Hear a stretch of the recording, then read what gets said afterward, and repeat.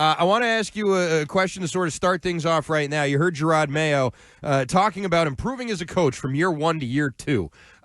How would you characterize the first year, Mayo knowing that he was going to be the head coach, and how prepared and ready to do the job you think he was coming into camp in the start of the season? I think he didn't know what he didn't know, and I think it's generally looked disorganized and wholly unimpressive so far. Okay. Well, there you go.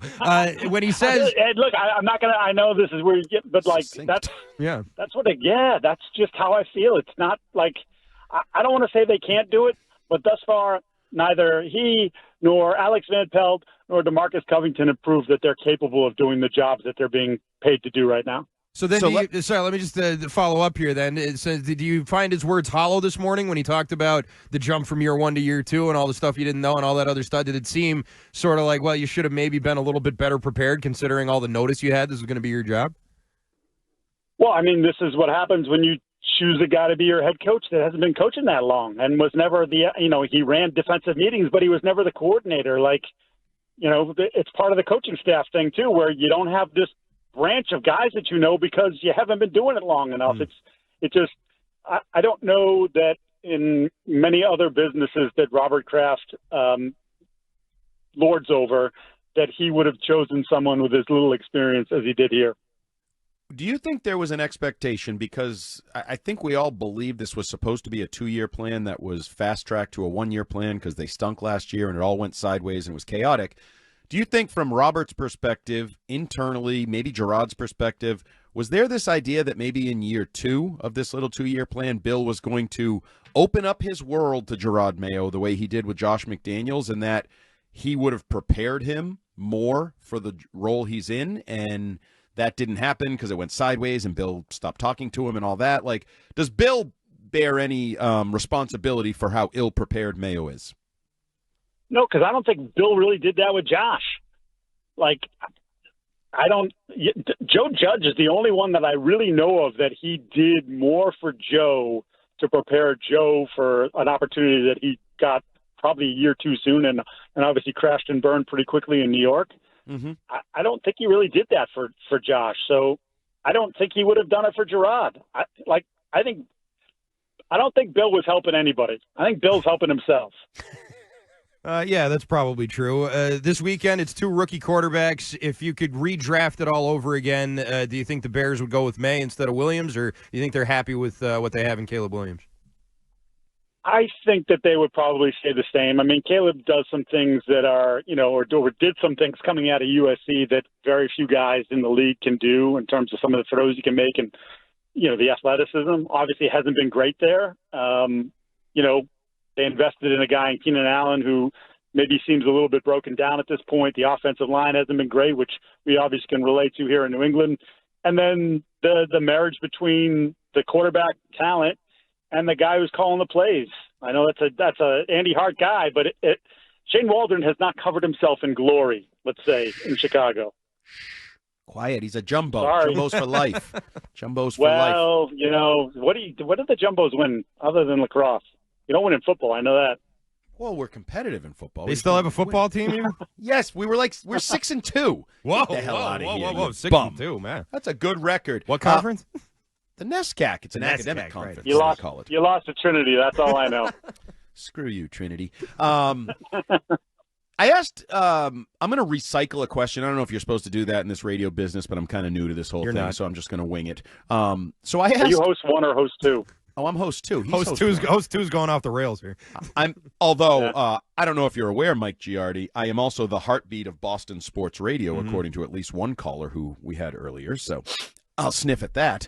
But I asked Tom Curran, what do we do the rest of the year? Like, where do we go from here? Because it feels like everybody wants to talk draft and offseason and Elliott Wolf, and even Gerard Mayo's talking about what he's going to learn when he sits down in a quiet space. And Gerard, Andy from WEI, there's a lot of games left to play. What are we doing the rest of the year? Like, how is this going to play out for Drake Maye and the rest of the team?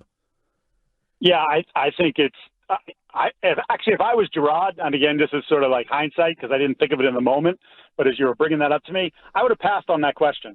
Yeah. I wouldn't have answered it. I got games to worry about, guys. I'm worried about this is Friday, Focus Friday, I believe you called it today. Yeah, I got to worry about getting my guys. I got to get ready my guys for Chicago. We got to win a football game. We haven't done very much of that lately. So that again, hindsight. But I would have. That's probably the right way to go with that one. And I would say you're starting to see, and they've been a little bit more open about it, because even though we knew this was a rebuild, and at times they've multi-year rebuild. The younger players. You design a play for Jaheim Bell to start the game the other day. Javon Baker, who not necessarily has earned his right to be on the field, is starting to get on the field a little bit more. He's now talking about Jalen Polk has gotten over that mental hump thing or whatever it was, and we're all saying, really? Has he? Because he got penalized twice and was targeted once and whatever. But Leighton Robinson, being reinserted at right guard against Jeffrey Simmons and now going to get the start again this week, it seems, and moving Mike Onwenu to left guard. It's like they're embracing now the idea that we got to find out about our draft class. And assuming Caden Wallace, I've understood he's going to come back at some point. Assuming he gets back and he can get up to speed, I would imagine that he finds his way back in the lineup too.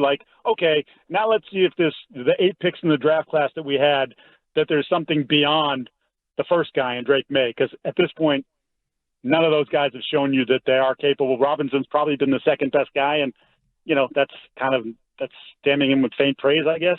Yeah, I'd call it that. We're talking with Mike Giardi, Boston Sports Journal. Mike, we saw the Bengals last night, and while we're on the subject of draft classes, I know we just criticized Mayo for this, but we're not the coach. We're radio host, and we want to talk about the offseason. So they're right back in the lottery again. Let's assume that they continue on the path they're on right now. The Bengals, who we saw last night, picked in the lottery 2 straight years. They got Burrow, they got Higgins, they got Chase. If they're back there with the top 5, top 3, even potential draft pick, maybe even first overall, which direction at this point, the halfway point in the season, which direction should they go? And I heard you guys talking about this. So right now, Hunter's obviously the big name, Travis Hunter from Colorado. Yeah. I got to see his measurables. He's a slight dude. Is he more Devontae Smith than he is Jamar Chase? That would sort of be my read on his body type.